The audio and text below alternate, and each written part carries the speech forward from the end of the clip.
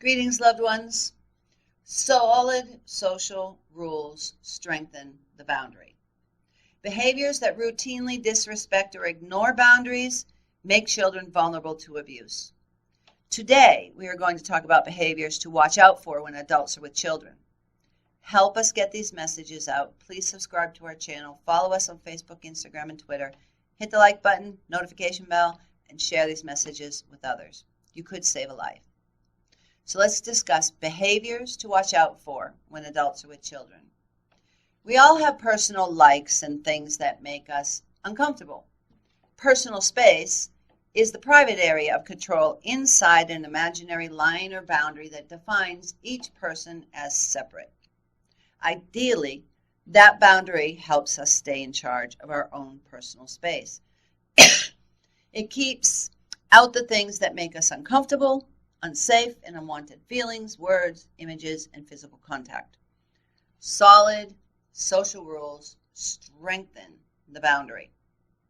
Behaviors that routinely disrespect or ignore boundaries make children vulnerable to abuse. Do you know an adult or older child who doesn't seem to understand what's acceptable when it comes to personal space, such as makes others uncomfortable by ignoring social, emotional, or physical boundaries or limits, refuses to let a child set any of their own limits and uses teasing or belittling language to keep a child from setting a limit, insists on hugging and touching and kissing and tickling and wrestling with or holding a child, even when the child does not want this physical contact or attention, frequently walks in on children and teens in the bathroom, or with relationships with children, turns to a child for emotional or physical comfort by sharing personal or private information or activities normally shared with adults, has secret interactions with teens or children, for example, games, sharing drugs, alcohol, or sexual material, or spends excessive time emailing, text messaging, or calling children or youth, or the person insists on or manages to spend uninterrupted time alone with the child. This person seems too good to be true. For example, frequently babysits different children for free, takes children on special outings alone, buys children gifts or gives them money for no apparent reason. Or they allow children or teens to consistently get away with inappropriate behaviors. These are other things like with sexual conversation or behavior. The person frequently points out sexual images or tells dirty and suggestive jokes with children present. They expose a child to adult sexual interactions or images without apparent concern. Or the person is overly interested in the sexuality of a particular child or teen. For example, talks repeatedly about the child's developing body or interferes with normal teen dating. Good boundaries help prevent abuse. Voy a repetir. I'm going to repeat this. Good boundaries help prevent abuse. Starting a conversation with someone who behaves in these ways is an important first step to keeping everyone safe. StopItNow.org has a Let's Talk guidebook for help in speaking up. Adult behaviors with children and youth. Let's talk about that. Child sexual abuse is almost always a gradual process, not a single event. The more you understand about how and why it happens, the more effective you can be at preventing or stopping it. Before there is a concern that a child is at risk, plan for safety. Perhaps you are a survivor and you want to protect your child from sex abuse. Maybe there's a concern about a sex offender moving into your neighborhood, or too many news reports about sex abuse have you wanting to make a safety plan for your family. You can learn the key facts and create family safety plans. There are key steps for prevention before abuse happens. When warning signs appear, it's time to learn more. Perhaps you're feeling uncomfortable about something that might have occurred between an adult and a child.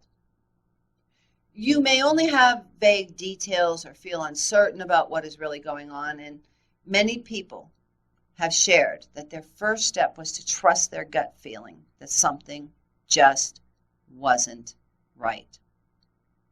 If you have mixed feelings about speaking up, trust your intuitions and explore your options. If you are seeing signs in someone you know or care about that indicate a child or teen is or may be at risk of being sexually abused, now is the time to take a step. When you know that an adult has sexually abused a child, take action. Possibly you've recently learned that a sexual interaction occurred between an adult and a child you know. Maybe you learned about sex abuse that happened in the past between two people you care about. You may be confused by the many conflicting feelings that can arise. Things may not seem as clear when you are personally involved. You are not alone. Reaching out to family members, helping professionals and authorities, it can seem scary. Whether you're wondering how to talk to your family about sexual safety, or you've known something worrisome for a while and are just now feeling ready to find the help each person needs so the abuse can stop and the healing can begin, we can help you consider your options for next steps. Wherever you are in your process of establishing protection and safety, we can help you. So here are some keys to prevention. Prevention is a combination of education about sexual abuse, sexuality development, and safety planning.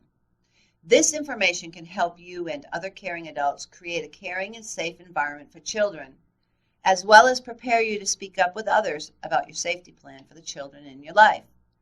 It's important you learn the facts about child sexual abuse. When you understand what child sexual abuse is and what makes children in situations vulnerable to abuse, you are better prepared to understand what is needed for prevention. You need to learn about healthy sexuality development and behaviors. Feeling knowledgeable about children's healthy sexual development can help anyone feel more confident in talking to children about sexuality and sexual behaviors. Learn why it is important to know about children's age-appropriate sexual behaviors and how to talk with children about sexuality. So then there's safety planning. Safety planning does not have to wait until there are warning signs. Every adult in a caregiving position with children can plan for safety before there are concerns. Safety planning is strongest when it is incorporated into regular routines and schedules in the family, at school, in the neighborhood, and everywhere a child visits. According to the CDC, over half of all children in the world, that's 1 billion children ages 2 to 17, experience violence every year. The question is not if you'll encounter a victim of violence. The question before God is, what will you do when you do encounter them? You could be the person who saves a life. Micah 6:8 says, He has showed you, O man, what is good, and what does the Lord require of you? To do justice, love mercy, and walk humbly with your God. You are called. We are all called to be champions for justice. There is a way out. It is not your fault. Abuse is not love. You are not alone. If you are suffering violence, reach out to someone today. If you find yourself in a dangerous situation, call 911 for help. If you know of a child or other person suffering violence, tell the authorities.